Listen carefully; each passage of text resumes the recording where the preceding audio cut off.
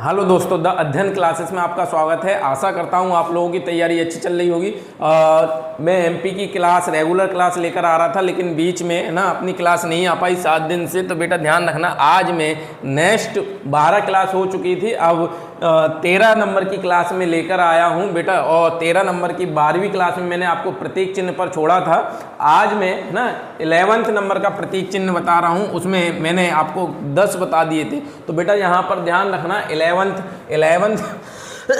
राजकीय नाट्य के बारे में बता रहा हूँ। कई बार क्वेश्चन आया था मध्य प्रदेश का राजकीय नाट्य कौन सा है। तो बेटा आप ध्यान रखना, मध्य प्रदेश का राजकीय नाट्य माछ है। कौन सा है? भारत का मध्य प्रदेश का राजकीय नाट्य माछ है। कौन सा है? माछ है ना। कौन सा है? माछ है। और क्षेत्र कौन सा क्षेत्र है यहाँ पर ये खेला जाता है राजकीय नाट्य? तो बेटा मालवा वाले क्षेत्र में ये राजकीय नाट्य खेला जाता है। और किस पर आधारित है? तो बेटा ध्यान रखना, मालवी लोक जीवन पर आधारित है, मालवी लोक जीवन पर। और इसके प्रमुख 2 कलाकार बहुत अहम कलाकार हैं, जो अक्सर पेपर में क्वेश्चन आ जाता है कि सिद्धेश्वर सेन और ओम प्रकाश शर्मा। तो बेटा ध्यान रखना, इसके 2 फेमस कलाकार हैं, सिद्धेश्वर सेन, ओम प्रकाश शर्मा। तो कई बार ये डायरेक्ट यही क्वेश्चन आया है, मध्य प्रदेश का राजकीय नाट्य कौन सा है? तो आपको ध्यान रखना है माछ। अगला, मध्य प्रदेश का राजकीय नृत्य कौन सा है? तो बेटा ध्यान रखना, मध्य प्रदेश का राजकीय नृत्य राई है। कौन सा है मध्य प्रदेश का राजकीय नृत्य?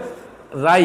तो मध्य प्रदेश का राजकीय नृत्य क्या था बेटा? तो मैंने अभी बोला था, मध्य प्रदेश का राजकीय नृत्य राई है। कौन सा है? राई है। अब अगर क्वेश्चन दिया है कि राई मध्य प्रदेश का राजकीय नृत्य क्या है, तो आपको बताना है राई। और किस क्षेत्र में किया जाता है? तो आपको बुंदेलखंड और बघेलखंड दोनों क्षेत्रों में राई नृत्य किया जाता है, बुंदेलखंड बघेलखंड। लेकिन कभी डिफरेंट पूछने को आए कि अंतर क्या है, तो अंतर बहुत बारीक अंतर है। देखना, बुंदेलखंड में जो नृत्य किया जाता है वो किसी भी शुभ अवसर पर है ना, किसी भी शुभ अवसर मतलब किसी का जन्म हो रहा हो, किसी का बर्थडे हो, किसी की है ना, किसी की शादी हो, तो शुभ अवसर पर है ना, शुभ अवसर पर राजकीय नृत्य किया जाता है, राई किया जाता है। लेकिन बुंदेलखंड में जो राई होता है ना, तो वो गले में मृदंग को टांग कर किया जाता है। मृदंग, अब मृदंग क्या होता है? तो मृदंग अभी बता रहा हूं मृदंग क्या होता है। और बघेलखंड में राजकीय नृत्य कैसे किया जाता है? तो बुंदेलखंड और बघेलखंड में डिफरेंट क्या है कि बुंदेलखंड में मृदंग को लेकर किया जाता है और बघेलखंड में ढोलक को लेकर किया जाता है।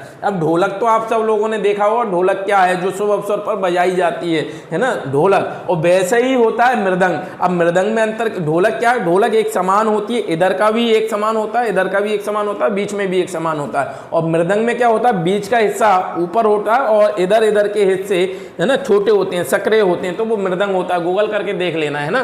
तो दोनों में अंतर क्या है? बुंदेलखंड और बघेलखंड में अगर कभी क्वेश्चन आया मध्य प्रदेश का राजकीय नृत्य क्या है, तो आपको राई बताना है। और किस क्षेत्र में खेला जाता है? तो बुंदेलखंड में किया जाता है, सॉरी, किस क्षेत्र में किया जाता है? तो बुंदेलखंड में और बघेलखंड में किया जाता है। बघेलखंड का राई नृत्य कौन से वाद्य यंत्र के साथ किया जाता है? ऐसा क्वेश्चन आ सकता है कि बघेलखंड का राई नृत्य, बघेलखंड में राई नृत्य कौन से वाद्य यंत्र के साथ किया जाता है? तो ढोलक के साथ में किया जाता है। और बुंदेलखंड का राई नृत्य किस वाद्य यंत्र के साथ किया जाता है? तो मृदंग के साथ किया जाता है। और बेटा गले में टांग कर शुभ अवसर पर करते हैं। और यहाँ पर देखना कलाकार, इसके फेमस कलाकार कौन है? तो आप ध्यान रखना, एक ज्ञानेश्वरी देवी इसकी बहुत फेमस कलाकार थी, जिनका संबंध कटनी जिले से था। बेटा बहुत क्वेश्चन आया ज्ञानेश्वरी देवी का, है ना। ज्ञानेश्वरी देवी, इन्हें राई नृत्य की रानी कहा जाता है, राई नृत्य की रानी। और बेटा इनके बारे में कटनी जिला संबंधित है। अगर क्वेश्चन कभी आए कि ज्ञानेश्वरी देवी का संबंध किस जिले से है, तो आपको कटनी ध्यान रखना है, चूना नगरी कटनी।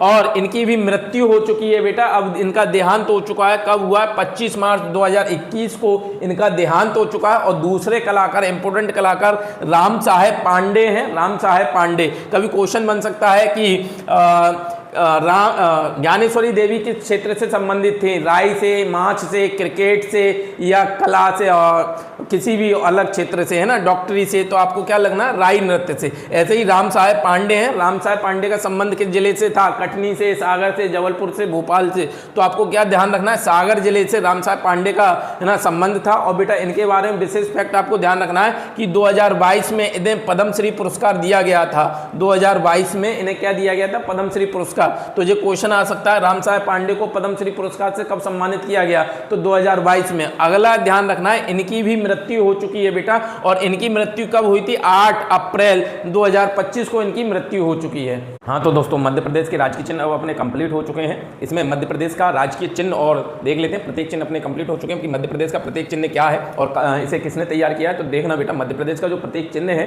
उसका अपन नाम देखें तो नाम तो कुछ नहीं मिलता कि मध्य प्रदेश के प्रत्येक चिन्ह का क्या नाम है, लेकिन मध्य प्रदेश का प्रत्येक चिन्ह आपको देखने मिल जाएगा। जैसे आपकी पर्सनल जो मध्य प्रदेश की आइडिया है, जैसे आपकी समग्र आईडी है, मध्य प्रदेश सरकार का कोई डॉक्यूमेंट है, वहां पर आपको मध्य प्रदेश का राजकीय चिन्ह देखने को मिलता है। तो इसमें सबसे पहला क्वेश्चन तो यही बनता है कि मध्य प्रदेश का राजकीय चिन्ह किसने तैयार किया था। तो बेटा इसका सही आंसर है मध्य प्रदेश का राजकीय चिन्ह रामचंद्र महेश्वरी ने तैयार किया था। तो बेटा जी ध्यान रखना, अक्सर क्वेश्चन है ना पूछा जा सकता है कुछ नया करने के चक्कर में कि मध्य प्रदेश का राजकीय चिन्ह किसने तैयार किया। तो बेटा यहाँ पर आप कंफ्यूज हो जाओगे मध्य प्रदेश का राजकीय चिन्ह किसने तैयार किया था। तो आप ध्यान रखना, रामचंद्र महेश्वरी ने तैयार किया था। और मध्य प्रदेश का राजकीय चिन्ह है कैसा, तो बेटा आप यहाँ पर देखना, मध्य प्रदेश के राजकीय चिन्ह में सबसे पहले तो 24 स्तूप, ऐसे करके 24 स्तूप है, इन्हें बोला जाता है 24 स्तूप। मध्य प्रदेश के राजकीय चिन्ह में सबसे बाहर ऐसे करके 24 स्तूप बनाए गए हैं, है ना। कितने स्तूप हैं? 24 स्तूप। जैसे आपको कभी पेपर में जाता है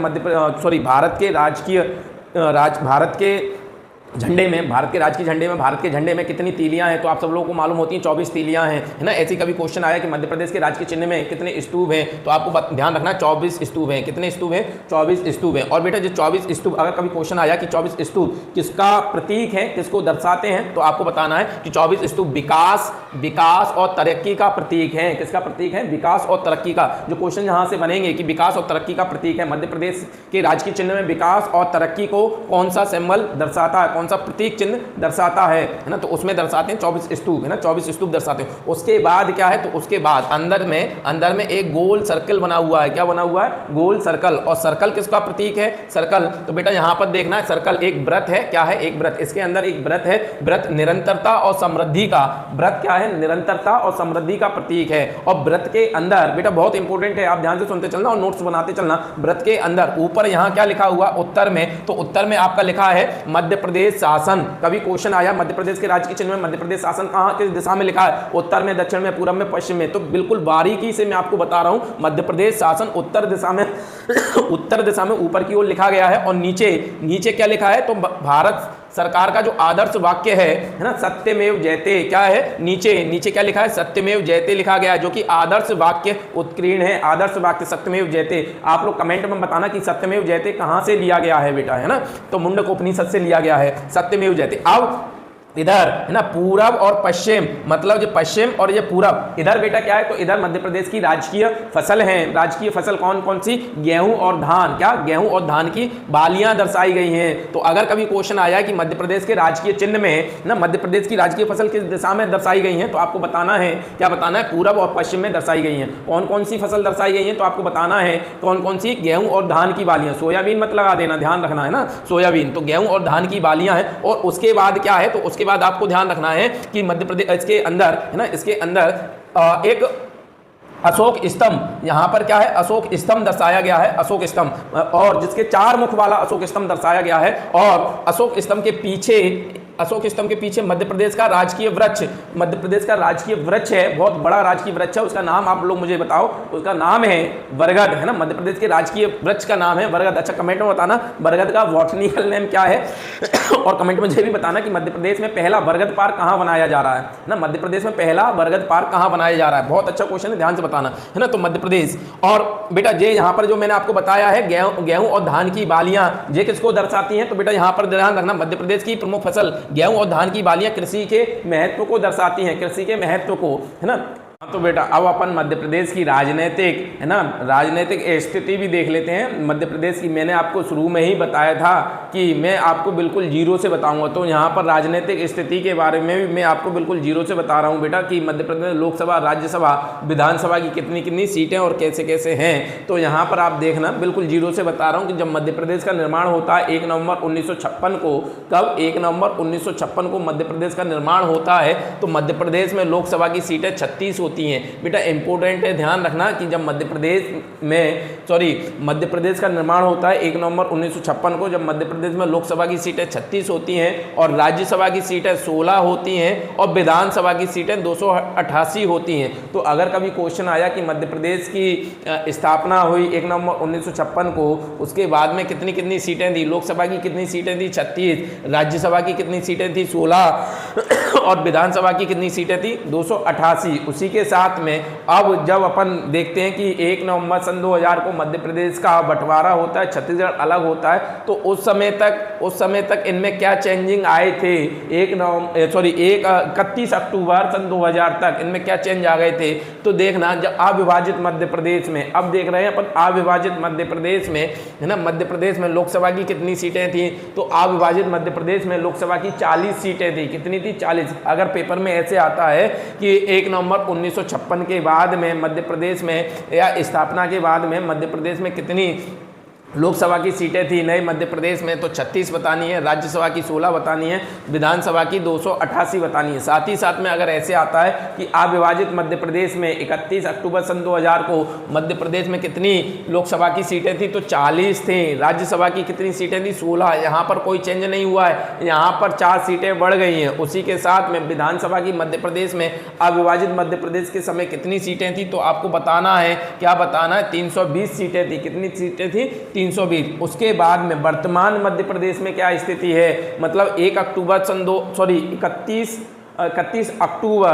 अक्टूबर सन 2000 को मध्य प्रदेश से छत्तीसगढ़ अलग होता और 1 नवंबर सन 2000 को नई स्थिति उभर कर सामने आती है, क्या कि 29 सीटें बचती हैं। कितनी सीटें बचती हैं मध्य प्रदेश में? तो 29 सीटें बचती हैं लोकसभा की, और इन लोकसभा की सीटों में से कुछ रिजर्व सीट भी हैं जो पिछड़े हुए लोगों के लिए रिजर्व कर दी गई हैं, जैसे एससी और एसटी वालों के लिए, है ना, एससी एसटी वाले अनुसूचित जाति और अनुसूचित जनजाति के लिए रिजर्व हैं। तो बेटा 29 सीटें हैं मध्य प्रदेश में लोकसभा की, इसमें एससी के लिए 4 सीटें रिजर्व हैं। कौन कौन सी 4 सीटें रिजर्व हैं एससी के लिए, ये भी ध्यान रखना है कौन कौन सी हैं, तो आपको ध्यान रखना है भिंड है, टीकमगढ़ है, देवास है और उज्जैन है। लिख लेना कि लोकसभा की 4 सीटें हैं, लोकसभा की 29 में से 4 सीटें हैं, है ना।